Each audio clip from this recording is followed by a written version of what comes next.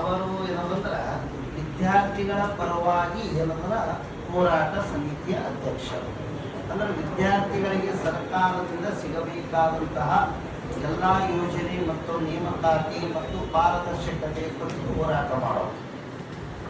ಅದರ plus minus ಯಾವುದೂ ಇಲ್ಲ. ಇದು ಒಂದು ಸೋಷಲ್ ವರ್ಕ್ ಅವರು. ಹಾಗಾಗಿ ಏನೋ ಒಂದು ಏನಂದ್ರೆ ತಿಳಿಸರು ಅಂತೇಳಿ ಅವರು ಬಹಳ ಏನಂದ್ರೆ ಸ್ಪರ್ಧಾತ್ಮಕ ಪರೀಕ್ಷೆಯಲ್ಲಿ ಏನಂದ್ರೆ ನಾವು ಬರೋಕ್ಕಿಂತ ಮುಂಚಿತವಾಗಿಯೇ ಅವರು ಒಳ್ಳೆಯ ಹೆಸರು ಮಾಡಿದ್ರು.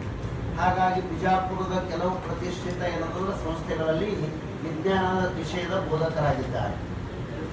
ಇವತ್ತು ತಮಗೆ ಏನಂದ್ರೆ ಕಲಬುರಗಿಯಲ್ಲಿ ನಡೆಯಬಹುದಾದಂತಹ ಶಾಂತಿಯುತವಾದ ಚಳುವಳಿ ಅಥವಾ ಏನಂದ್ರೆ ಅದನ್ನು ಮನವಿ ಕೊಡುವಂಥ ಅದರ ರೂಪರೇಷೆಗಳನ್ನು ತಮ್ಮ ಮುಂದೆ ಹೇಳಕ್ಕೆ ಬಂದಾರ. ನೀವು ಫಸ್ಟ್ ಅದನ್ನು ಏನಾದ್ರು ಕೇಳಿ, ಎರಡನೇದು ಅದಕ್ಕೆ ನಿಮ್ಮ ಸಹಕಾರನೂ ಇಲ್ಲಿ ಅಂತ ಹೇಳ್ತೀವಿ. ಬಟ್ ಒಂದು ಪರ್ಸನಲ್ ಒಪಿನಿಯನ್ ಏನಂದ್ರೆ ಸಹಕರಿಸುವುದು ಶಾಂತಿಯುತವಾಗಿಯೇ ಇರಬೇಕು. ಯಾಕಂದರೆ ಇಲ್ಲಿ ಭವಿಷ್ಯ ನಿಮ್ಮದಲ್ಲ. ನಿಮ್ಮಲ್ಲಿ ಎಷ್ಟು ತಾಳ್ಮೆ ಸಹನೆ ಇರ್ತದೆ, ಎಷ್ಟು ರೀತಿ ಉತ್ತಮವಾಗಿ ಸಹಕರಿಸ್ತೀರಿ, ಅದು ನಿಮಗೂ ಅತ್ಯುತ್ತಮವಾದಂಥ ವಿಷಯ.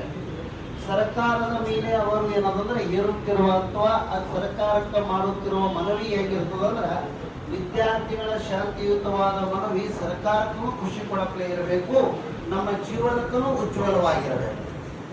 ಉಳಿದಿದ್ದು ಅವ್ರು ಮಾತಾಡ್ತಾರೆ, 5 ನಿಮಿಷ ಏನು ಹೇಳ್ತಾರೆ ಕೇಳ್ರಿ.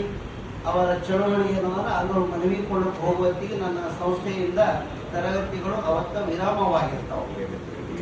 ಇಲ್ಲ ಅಂದ್ರೆ ನೀವು ಇಲ್ಲ ರೀ, ಅಂದ್ರೆ ನೀವು ಕ್ಲಾಸಿಗೆ ನಮ್ಮ ಕ್ಲಾಸ್ ತೊಗೊಂಡು ಅಂದ್ರೆ ಅಲ್ಲಿಗೆ ಬರ್ಬೇಕು.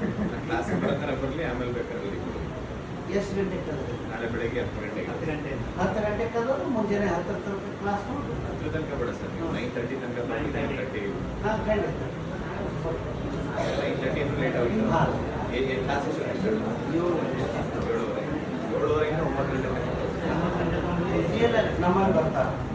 ನಾವು ಬರ್ತಾರೆ, ನಾವು ಬೆಂಗಳೂರಿಗೆ ಇಲ್ಲ ಯಾಕಂದ್ರೆ ಇದು ಅದು ಎಲ್ಲ ಏನಂದ್ರೆ ಜಿಲ್ಲಾಕ ಏನಂದ್ರೆ ವಿದ್ಯಾರ್ಥಿಗಳ ಪರವಾಗಿ ಮಾತಾಡತಕ್ಕದ್ದು ಮತ್ತು ವಿದ್ಯಾರ್ಥಿಗಳ ಪರವಾಗಿ ಏನಂದ್ರೆ ಅವರು ಸರ್ಕಾರಕ್ಕೆ ಮನವಿ ಸಲ್ಲಿಸತಕ್ಕದ್ದು ನಮ್ಮ ನಿಮ್ಮ ಬೆಳವಣಿಗೆ ಮತ್ತು ಉಜ್ವಲ ಭವಿಷ್ಯಕ್ಕಾಗಿ ನಿಮ್ಮ ಸರ್ಕಾರ ಇಲ್ಲಿ ಅಂತೇಳಿ ಮನವಿ ಮಾಡ್ಕೊಳ್ತೇನೆ ನಾನು ವೈಯಕ್ತಿಕವಾಗಿ. ನಿಮ್ಮ ಪಾಲ್ಗೊಳ್ಳುವಿಕೆ ಎನ್ನುವುದು ಒಂದು ಯಾವಾಗಲೂ ಯೂತ್ಸದ ಸ್ಟ್ರೆಂತ್ ಅನ್ನಂಗೆ.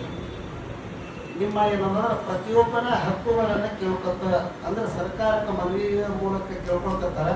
ನಿಮ್ಮದು ಒಂದು ಅದಕ್ಕೆ ಎಲ್ಲ ಕೈ ಜೋಡಿಸಿದ್ರೆ ಅತ್ಯುತ್ತಮವಾದಂತಹ ರೆಸ್ಪೆಕ್ಟ್ ಸಿಗ್ತವೆ.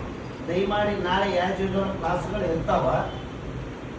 ಉಳಿದ ಸಮಯಕ್ಕೆ ಅವರು ಏನೋ ಮನವಿ ಕೊಡುವ ಸಮಯ ಏನು 9:30 ಅದಲ್ಲ, 9:30ದಿಂದ ನೀವು ಹೋಗಿ ಮನವಿ ಕೊಟ್ಟು ಬರ್ರಿ. ಆಯ್ತರೆ? ಓಕೆ ಸರ್, ಮಾತಾಡ್ತಾರೆ ಸರ್. ಓಕೆ ರೀ ಸರ್, ಮತ್ತೆ ಅಲ್ಲಿ ಊಟ ಇರ್ತಾವ ಅಂತ